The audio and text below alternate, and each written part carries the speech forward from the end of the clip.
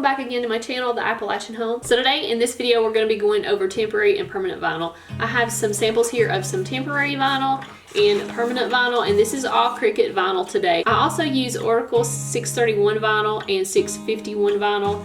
Those are temporary and permanent vinyl also. But for these examples today we're just going to go with Cricut brand. Cricut and Oracle are very similar, very hard to tell the difference when you are using these. So I have cut out some decals today that we're going to be putting on some different materials. These are just some little sunshine. We're going to be testing these on different materials so that you can see how these react differently. So first I'm going to be putting on some glass, and this is just a sample of some glass. I'm going to wait 24 hours, and when the 24 hours is up we will remove it and see the difference in the difficulty in removing the vinyl. I've already got transfer tape on these decals. We're going to remove the transfer tape and go ahead and start placing it on some of these items. We're going to start with the glass. I've also got some painted wood, and this is just regular satin finish white paint. I've also got a metal tumbler so you can see kind of how the removable and temporary works on metal surfaces. And I've also got a plastic cup we'll be putting these little decals on so you can see how that works on plastics. So I have marked all of these materials permanent and removable just so that we can keep track of them. And I wanted to show you how I place decals. If you have a business that sells decals, or if you're just getting started, it's a good idea to kind of give people directions and know yourself the best method to use for placing decals.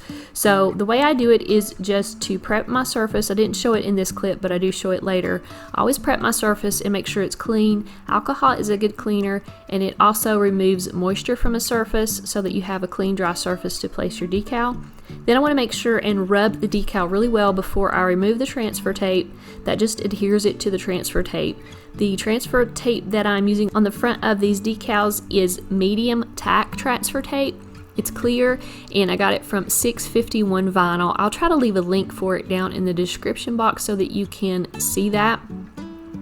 But after you rub your decal, you just want to remove your backing, and then you can just place it on your surface. I have these little tools that I got from Cricut, and they are so good. This squeegee here, I use it all the time. It's almost a necessity when you're doing this a lot, but after you place your decal, you just want to rub it really well with your squeegee, or a credit card may work too, and then just slowly flip your transfer tape up at 180 degrees completely over and slowly remove it. So I had my labels wrong here on my board, but I did change it and make them right. And I also wanted to show you that after you place this permanent vinyl, immediately you can remove it very easily. It will come right off, so it doesn't like stick as soon as you place it on a material. So if you mess up and you are using permanent vinyl, you don't have to worry about having to remove it and completely ruining it. So as you can see here, you can remove it fairly easily, and it will come right off.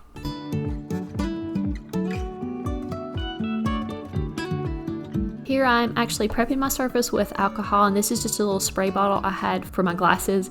So I did prep it with that and wiped it off with a cotton ball.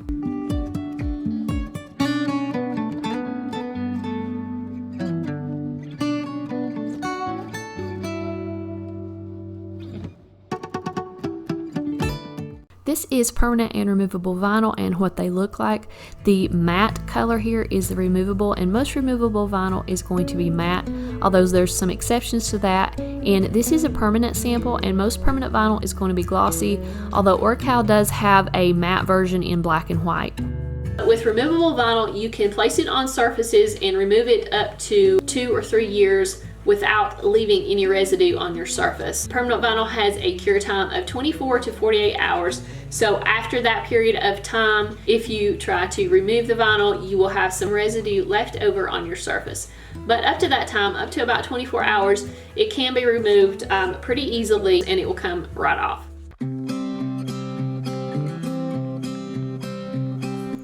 So it has been 24 hours and I'm going to remove all of this vinyl. I was really surprised. The temporary and permanent vinyl were very similar after 24 hours. The permanent did not leave any residue, so if you are thinking of using permanent vinyl, you do have at least a 24-hour window before it actually starts leaving a residue. I'm going to leave the rest of this on these samples for a few weeks and see how that turns out when you try to remove it after a few weeks, and I'll update you guys and let you know about that. I have gotten some questions about when you need to use removable vinyl and when to use permanent vinyl. And removable vinyl is sometimes referred to as indoor vinyl, and permanent vinyl is referred to as outdoor vinyl. So anytime you are working with a project that's going to be indoors, you want to use removable vinyl, and that could be on a wall or an indoor sign. If it's a project outside, or if it's going to be on an area that gets a lot of weather, like a mailbox or a car or sign that's going to be hanging on your porch, you'll want to use permanent vinyl. Thank you guys for watching this video. I hope you enjoyed it and found it very helpful. If you have a question, you can always leave them in the comments and I will try to get back to them as soon as possible. And I will see you all in the next video.